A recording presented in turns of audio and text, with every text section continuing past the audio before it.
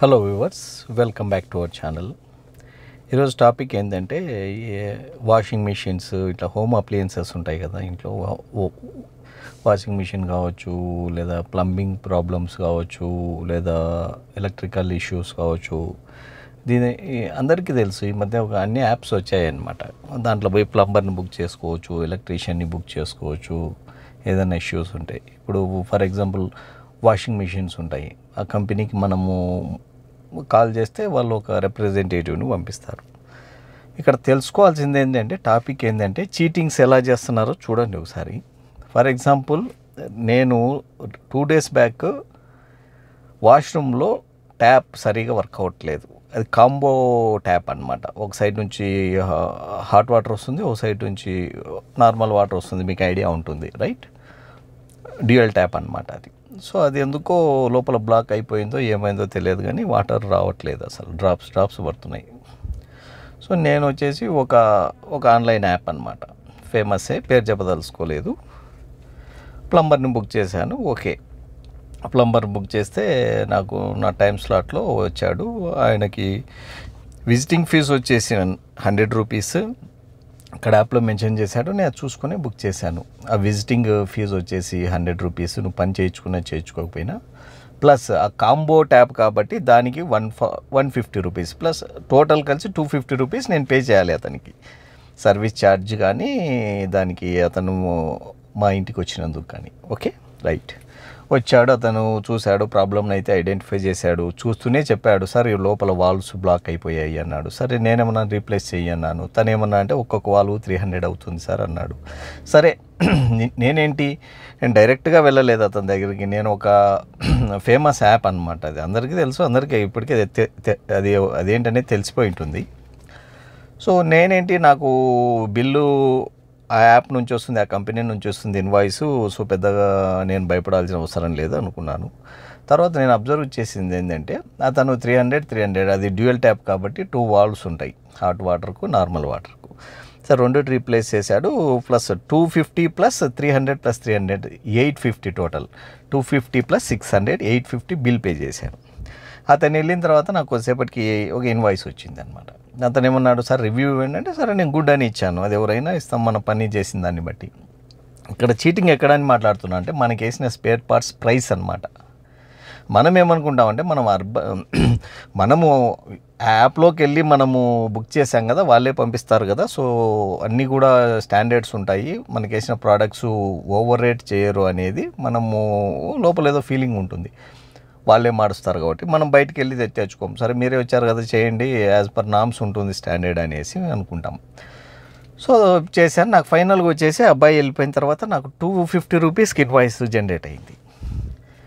So నాకు total 850 rupees నేను pay చేస్తే, నాకు 250 రూపీస్కి ఇన్వాయిస్ రైజ్ అయ్యింది అంటే, నేను కాల్ సెంటర్కి కాల్ చేసి ఇలా చెప్పాను, నేను ఇలా ఇచ్చాను, క్యాష్ ఇచ్చాను 850 రూపీస్, దాంట్లో 250 ఇది, 300 ఇది, 300 ఇది, 2 పార్ట్స్ సేమ్ పార్ట్స్ కాబట్టి 300 600 ఓకే అన్నారు. నేనేమడిగాను తర్వాత, మా ఇంటి ఓనర్ అన్నాడు, 300 అవ్వదు, 130 రూపీస్ అయ్యేది, మ్యాక్సిమం 200 అవుతుంది, దాంట్లో క్వాలిటీ మ్యాటర్ అయితే గిన నీకు అతను 200 ఎక్స్ట్రా తీసుకున్నాడు. యాక్చువల్గా మ్యాక్సిమం 400, యాక్చువల్గా ఇవ్వాల్సిందే అది టోటల్ 300 అవ్వాలి, 2 పార్ట్స్ కలిపి నీకు 300 ఎక్స్ట్రా తీసుకున్నాడు అతను అంటే. సరే, నేను కాల్ సెంటర్కి కాల్ చేశాను. సో ఇలా చెప్తే వాళ్ళు లైన్లోకి తీసుకున్నారనమాట.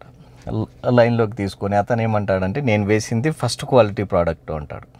సరే, మా ఓనర్ వాళ్ళ ఇంట్లో వేయించుకుంది లీస్ట్ క్వాలిటీ ప్రోడక్ట్ అనుకుంటే, అది 130 రూపీస్ అనుకుంటే, లీస్ట్ క్వాలిటీకి హై క్వాలిటీకి 250% ఉంటుందా? 130కి ఎక్కడ, 300కి ఎక్కడ? సో నేను ఎస్కలేట్ చేస్తూ ఉన్నాను అది కాల్లో.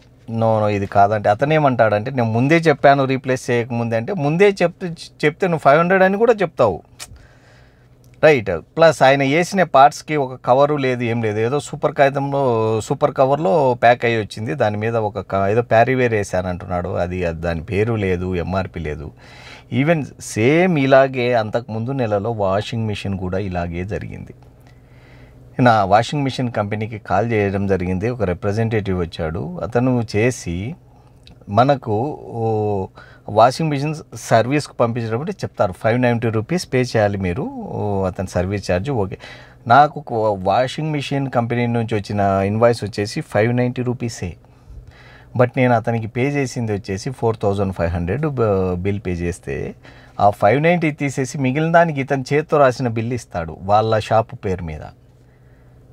అర్థమైందా? ఇక్కడ మనము వాషింగ్ మిషన్ కంపెనీకి ఫోన్ చేస్తాం, వాళ్ళు సర్వీస్ గై వస్తాడు, లేదా మంచి పేరున్న యాప్స్ ఉన్నాయి కొన్ని, అవి ఈవెంట్ వచ్చాయి కదా, టాప్ మళ్ళీ నేను బుక్ చేసింది టాప్ దాంట్లో చేశాను ప్లంబర్ని.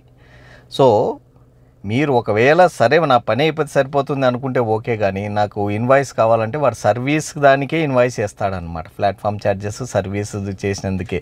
స్పేర్ పార్ట్స్ వేసేది రిపేర్కి వచ్చిన ఎవరైతే రిప్రజెంటేటివ్ ఎగ్జిక్యూటివ్ ఉన్నాడో సర్వీస్ గై వాడి చేత్తో రాసి అవి మీకు ఇస్తాడు. వాడు ఎంత రాస్తే అంత దాని మీద.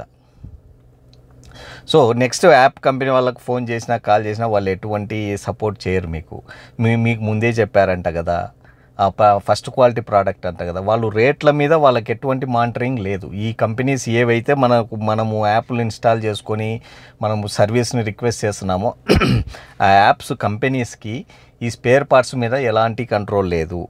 స్పేర్ పార్ట్స్ రిపేర్కి వచ్చిన వాడు ఒక డీలర్ అనమాట, వాడికి ఇంత ఏరియాకి ఒక్కొక్కటి తీసుకుంటారనమాట, వాళ్ళకి ఇస్తాడు లీడ్. వాడు వచ్చి మనకు చేసినప్పుడు వాడి బిల్లు ఎంత వేస్తే అంత, 130కి ఎక్కడ 300కి ఎక్కడ, రైట్? సో నేను దాని మీద చాలా తీవ్రంగా కొట్లాట జరిగిందనమాట కాల్లో.